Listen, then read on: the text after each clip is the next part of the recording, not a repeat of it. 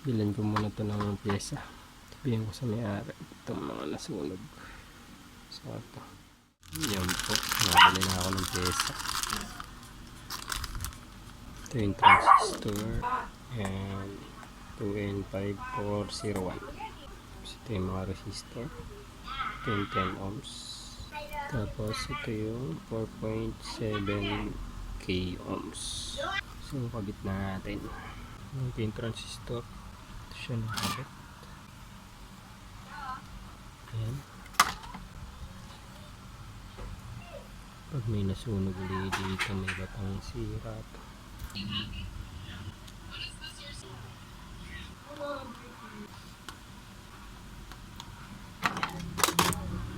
Hindi ko pala napakita kung paano testerin yung bagong transistor.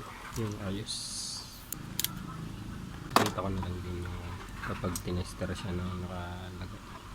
Try natin sa diode mode. Ayan, diode mode. Ito yung nilagay natin. Meron siyang grounded dito. Yun, kapag naka-buzzer mode. Diba may grounded to na ano. Ayan, wala na siyang ground. Ayan, kapag naka-diode mode. Ayan, possible sa dito yung base. So ayan. So ito yung base yung nasa gitna. Ayan. So yung base, yan, yung negative. Tapos kapag pinalit ko yung positive dyan, yan, dahil wala siyang palo. Ayan. So ganun yung pag-tester ng bago ng ayos. Tapos lagyan natin itong resistor 10 ohms na nasunog dito.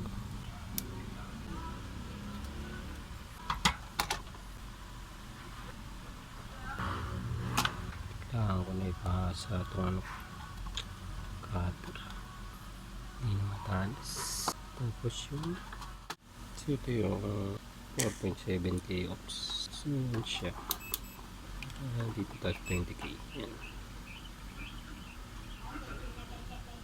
Yan, 4.6. Ayos siya.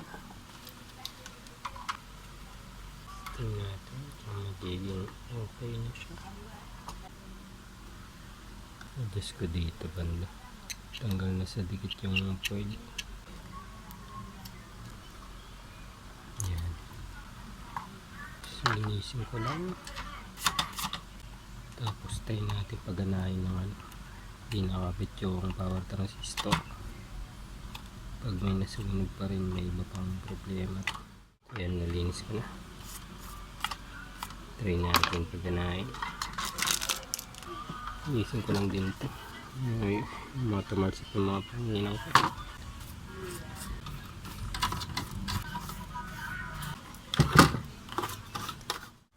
So yun, nalinis ko na. So testing na natin ito. Kaalaman na ulit.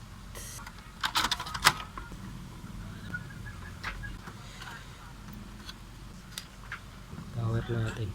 Pag may pumutok ulit, yari. Tingnan natin. So yun. Yun, nag-switch yung relay. Pakinggan niya.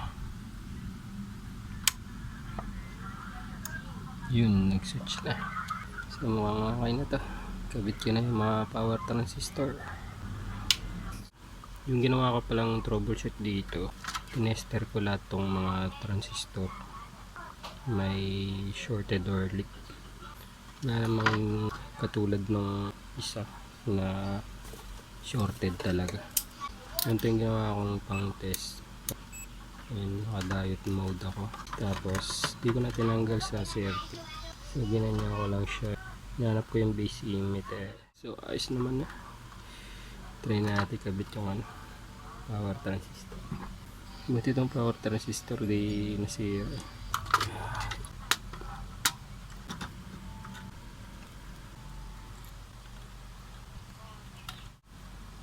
Yun, tapos ko na hinangan.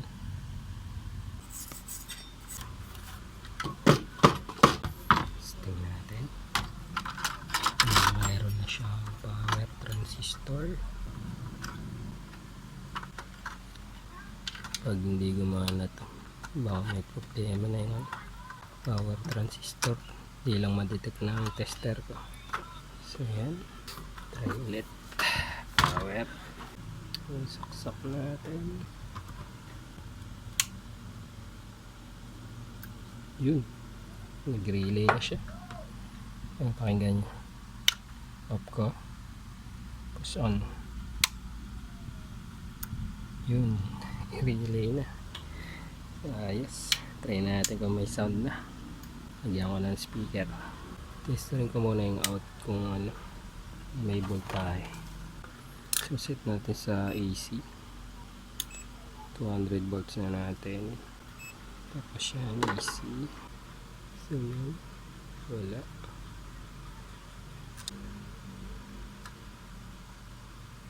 So ayos, wala. Diyan natin speaker. Ito gamitin kong speaker. Napayos sa aking stereo. Di pa kinukuha. Hindi ko natanggalin dyan. Setup natin dito. Off ko muna.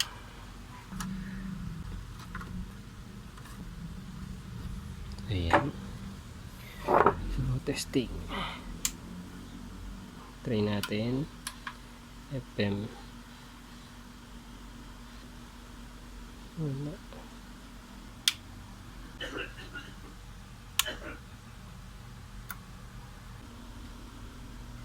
Wala.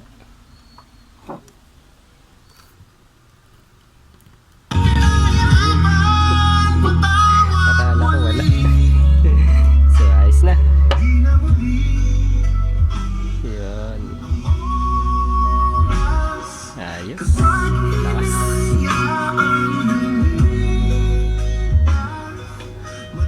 So tingnan natin yung sound channel.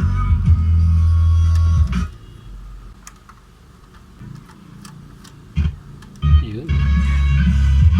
Meron din. So meron din. So ayos na to. So takpan ko lang to, tapos bigay ko na sa may-ari. So thank you po sa panonood nyo.